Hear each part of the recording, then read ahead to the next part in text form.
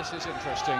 The return, almost out of nowhere, of Paul Samuels in the yellow trunks here, who was quite an explosive fighter, one of our best light middleweights for a while. He was in a great fight with Wayne Alexander. Only lasted 3 rounds, but British boxing fans will remember that one. In here and fighting against Darren Barker, the Southern Area middleweight champion.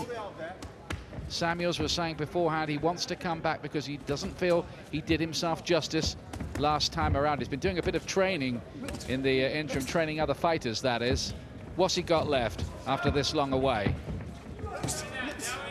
Well, it's very interesting to see what Samuels does have left, and he's coming back with a pretty tough fight in Darren Barker. 13 fights and 13 wins, so yeah, he must fancy it a little bit, you would think, Paul Samuels. Good body shots there. Had a bit of quality about him. He was always a little bit vulnerable as well. Made him good to watch because you were never quite sure what was going to happen next with him. This is quite interesting, Glenn, isn't it? It's very interesting. Barker, who sometimes doesn't do that much and just seems to go to sleep in fights. Well, I think Samuels might just keep him awake and really bring the best out of Barker. Would be a bit of a name on his record, albeit a man who's coming back after quite a long time out of the ring. Black trunks, remember, of Darren Barker. Samuels looking reasonably sharp.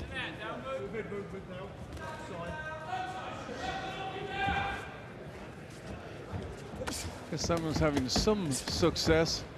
Standing right in close with. Oh, it's going with the right hand there, and I think he touched down, but then he comes back with a left hand and puts Samuels away. That kind of summed up Samuels' career. The fight is over.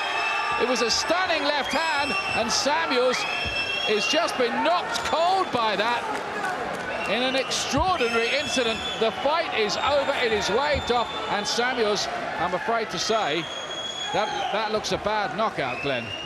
Yes, very bad. His hands were down at the time.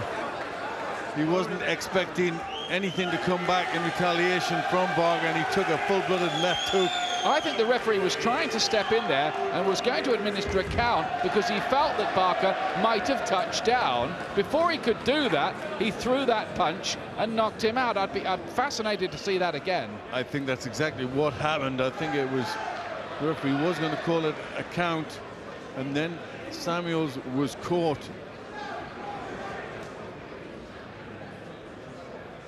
But he's still down there. He is moving, though. Ian, I can see him moving. Thank goodness for that. They've got, of course, expert medical people working at ringside these days. They're just giving him some oxygen treatment to bring him round again. Happily, it looks as if Samuels is okay. He's just been given plenty of time down there. Well, that is a relief for us all. Now let's look at this again.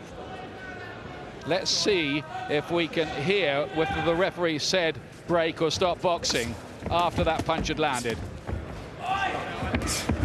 There he goes down. Well, he does, doesn't he? He says stop boxing, and then Barker, his punch had already been thrown, and it knocks out Samuels. Could he have done anything about that, though, Barker? Not really. He let the punch go by reaction, but there was definitely, you heard the referee say it, stop boxing, and I think that's exactly what Paul Samuels did. There's the good right hand, just losing his footing, and both hands touch down, and then quick reflex left hook comes back. Goodness me.